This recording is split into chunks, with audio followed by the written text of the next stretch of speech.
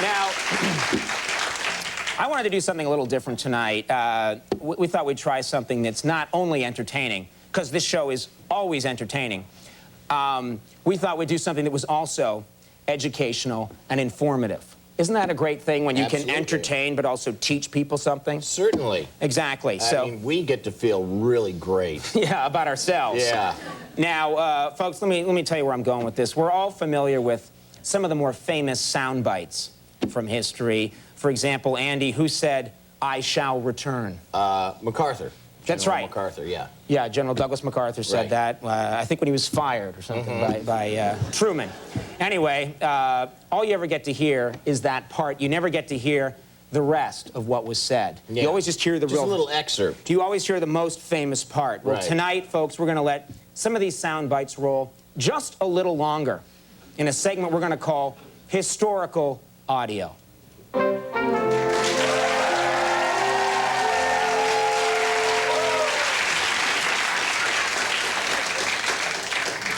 I almost got it.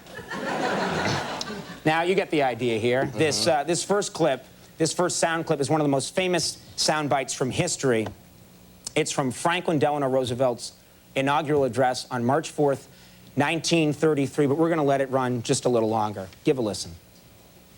The only thing we have to fear is fear itself, and bees, and giant apes that know your name, and hot dogs talking their crazy hot dog language.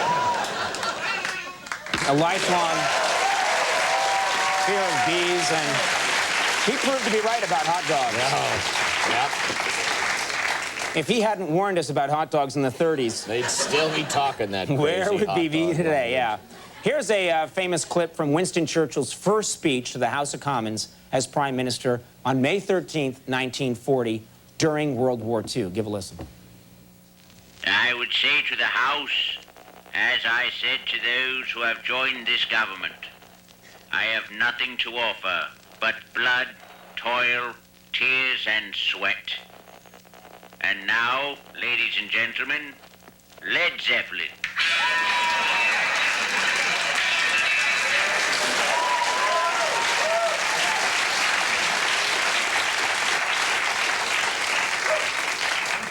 He was a fan. Of course, Churchill's noted for many famous sound bites. Here's his address to the nation on June 18th, 1940, as World War II raged on. For if the British Empire and its Commonwealth last for 1,000 years, men will still say this was their finest hour. And let it be known that it was also our gayest hour.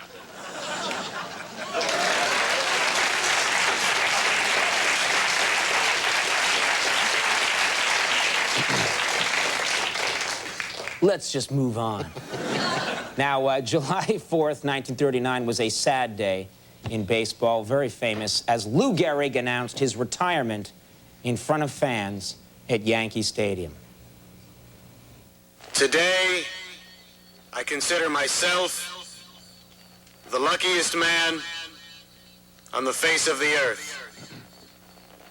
Correction, the unluckiest man.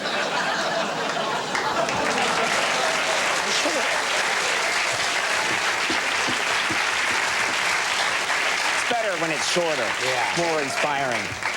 All right, well, on March 31st, 1968, President Lyndon Johnson addressed the nation and revealed his decision about running for re-election. I shall not seek, and I will not accept the nomination of my party for another term as your president. What I shall seek, however, is a Spider-Man outfit that my wife can wear so that I may pretend I'm having sex with Spider-Man.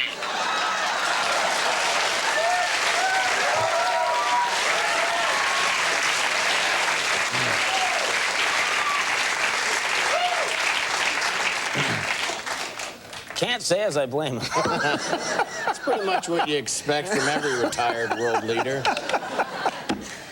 Well, of course, this is probably one of the most famous. On January 20th, 1961, President John F. Kennedy delivered what would become one of the most famous presidential quotes in history. Ask not what your country can do for you. Ask what you can do for your country. And now I'd like to ask if anyone here, besides myself, has had the privilege of having their Johnson in Marilyn Monroe.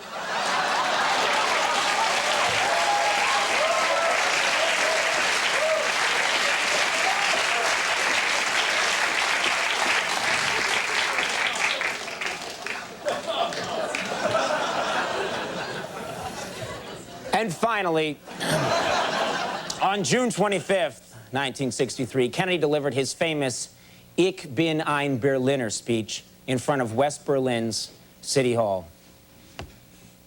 Today, in the world of freedom, the proudest boast is, Ich bin ein Berliner. And I believe the second proudest boast is, I've had my Johnson in Marilyn Monroe.